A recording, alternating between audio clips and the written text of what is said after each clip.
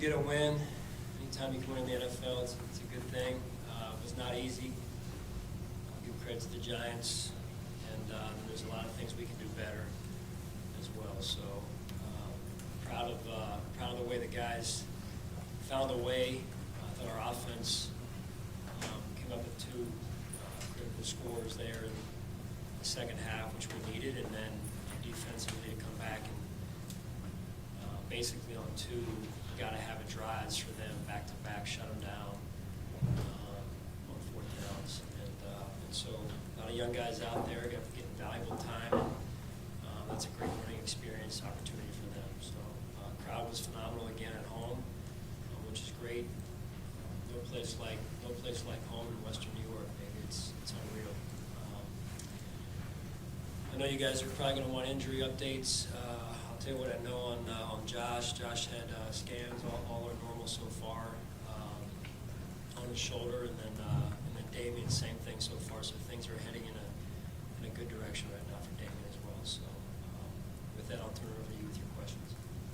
Sorry, just to clarify, he also has scans in the offense so far. So far. It's my understanding he has full movement right now as well. From your perspective, Sean, as that's playing out, what was that like? With Damien? Yeah. Yeah, I mean, you run things start going through your mind. First of all, again, you just look at the young man and anyone, whether it's your own player in this case or a player from the other team, you're concerned, right? And the game becomes secondary to the care and the well-being of the player lying on the field at that point. So, I mean, it's not a good thing to have to go through. But fortunate that he's seemingly heading in a good direction with the reports that we're getting. So I'm just very thankful to God for that. Coach, tell us 2 halves. You guys come out in that second half, because they were, like you mentioned, 2 great drives. That first drive took 10 minutes off the clock. That was going into the fourth quarter. Was that kind of like a point of emphasis to come out and have a little bit more balanced attack in the second half? Well, we needed to. We didn't get into a good enough rhythm in the first half, and we got to find a little bit better rhythm early on in the game right there. John, is that execution? Is that just like, how does that happen? I guess 2 weeks in a row.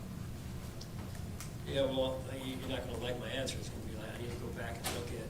My head is sometimes down now, working with the defense, when I'm not seeing every play, right? So I'm not really sure. But at the end of the day, you got to find a rhythm.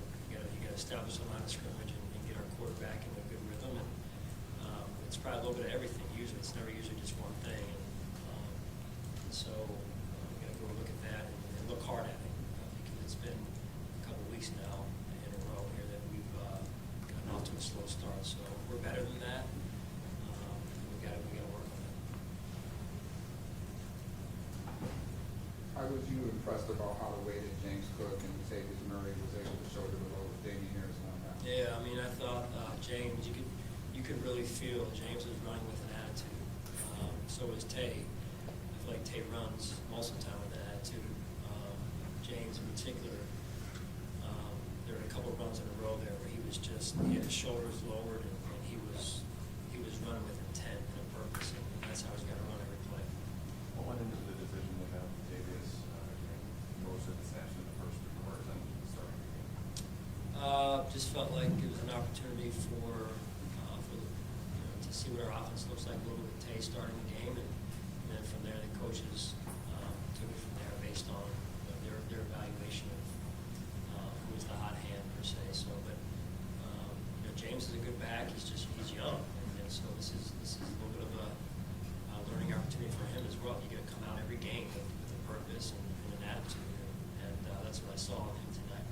When you were coaching defense up in the last play, beyond time down, I guess did the play surprise you? Was that what you guys anticipated? I mean, how do you balance knowing, okay, they can run it or they can pass it? What did you think? Yeah, I mean, again, before half, they tried to run it, and our guys shut it down, and the half ran out. And then in that one, we tried to throw it. We made the play there too, so we're proud of the guys. Sean, what did you see when he's touchdown? Just sort of the Yeah, I mean, that was gutting, man, because he was he was banged up a little bit, and here's our third tight end with Dalton out, ready to play, stepped up, in a critical situation, make a huge play for us. Josh, we had one completion in the second half, just and dealing with whatever's going on with his shoulder, just what did you see him do on first half that wasn't connected to what he did? Again, gutty performance, resilient.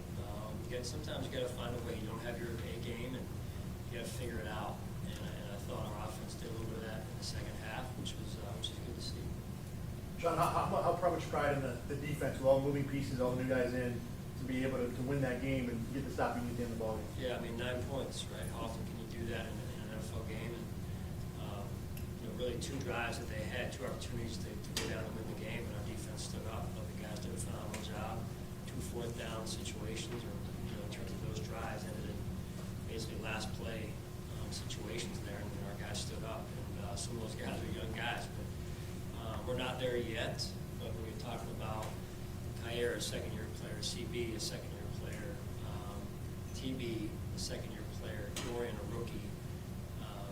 Those guys in a game like that, when it's it's nip and tuck, and to go on a drive where you're saying, hey, 2 minutes, let's execute, right? That's why we practice the way we do, and you got to communicate, execute. It's got to all be rolling in the critical moments of the game, and it was. Those guys were doing a really good job, and then again they stood up. In that last play, they stood up and made the play that they had to make. I know week after week we ask you about AJ Epinesa, because he keeps making these big impact plays. We were talking in the locker room, and he kind of was really hard on himself. Like it's almost like he didn't really do much, and he was unsatisfied with his performance. What does that say about, I guess, his work ethic and the standard that he holds himself to, despite the fact that he is making these big plays week after week now? Yeah, I mean, it is a standard. That's what we hold ourselves to. That's the environment in our building. You come to work, you prepare, and you come out ready to play. And it's fun to watch young players, maybe players like AJ, who haven't been as consistent as they would have wanted to this point in their career, start to really develop. And I think that's where you're able to sustain success, is when your young players develop and the light comes on, and you're seeing that with AJ. And then you're seeing the standard when he doesn't think, for whatever reason, that he played as well as he should have or can. The self-awareness and maturity that comes with that is also very important. Sean, after everything settled down with that skirmish in the end zone, did you talk with Josh at all about getting himself involved in a situation like that? Really, honestly, I didn't have time because it was a lot going on there, as you said, and just trying to manage the game more than anything. He knows he's got to be smart. But I'll say this: I also, we're not backing down either. I don't want our guys backing down. But 17 in particular needs to be smart. He needs to let everybody else fight the fight for him. He stays in the back. So, Sean, what was the thinking with not trying the field goal end of the first quarter, the longer one would have been 55 or so, and then kicking again in the fourth quarter at the end when you're up 5 and 3-4 minutes to go?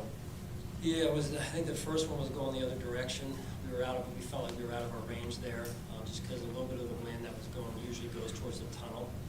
So a difference in some of the wind that, again, wasn't a ton of wind, but the wind usually flows into the back of the stadium and towards the tunnel. That's why we took that direction in the fourth quarter. Coach, Dorian Williams got his first start. I know you haven't watched him, but what did you notice about this play? I'm sorry? Dorian Williams? Yeah, I mean, here's another young player out there playing, and he plays extremely hard. I mean, he is only going to get better. I mean, like all young players, he makes some mistakes, but it's important to him, and he has the respect of his teammates, and I think that's a step in the right direction for any young player. Vaughn said a little bit earlier that Terran seemed super focused, more so than usual the last couple of defensive drives. Did you notice that as well? Terran did? Yeah, Terran. Yeah, I mean, all the guys did. They knew what they had to do. They knew, I think Giants were only 3 timeouts. We were in our 4-minute offense there. And, thought we had a chance to end it right there with the completion. Unfortunately, it didn't go that way. And then, we missed the kick, so we gave them a short field right there. We tried to go up 8. I think it would have put us up 8. So I felt like that was the right idea. And then, we didn't convert, which we were moving forward. Full confidence in T-Bass. So we had to stop them on what was amounted to a short field. And, although I thought all the defensive guys were rolling, I mean, I didn't see thing that wasn't executed, really. It was, we were pressuring, we were covering, we were pressuring, we were covering. And Sran Neal was out there as well, playing a dime position for us, and we get another guy that doesn't typically play defense, and he stood up. Sean, hasn't been the smoothest ride for Kyrie. Lemon had some bumps tonight as well. But what did you see from him? Resilient, yeah, resilient. We made a great tackle in the 2-minute drive that they were on. I forget the call, but that was a great tackle, and I think it kept the clock running as well, which was important. So you're going to have some highs, you're going to have some lows, and you just got to stay tough, man. And he showed that tonight. Coach, on the third and 8, this is on the, any reason, consideration to force the Giants to use their last timeout? On our third down. On that Yeah, third down, sure. third and 8? Yeah. Possibly run the ball. Yeah, we thought about it. Wanted to had a chance to seal the game also, though, too. And we had a guy open, we just didn't execute. So, yeah, I mean, all those things we're thinking about, we're talking about. Don't like the fact, I mean, you're playing aggressive, trust our quarterback. Don't like the fact that the clock is, stops on the incomplete, and they have one timeout remaining, to your point. But I also like putting the ball in the hands of our best player, Josh Allen, too. What was your assessment of Von's progress the second game back? Yeah, it's hard to watch the D-line, but his mindset, I felt like he's getting his mindset back, of now he's playing and he's a competitive guy, so he's only going to get better each week. Was the goal creating and having the available in the fourth quarter as well, in the last week? Ideally, the more, the medical staff takes, ups that rep count, then obviously the more is be available for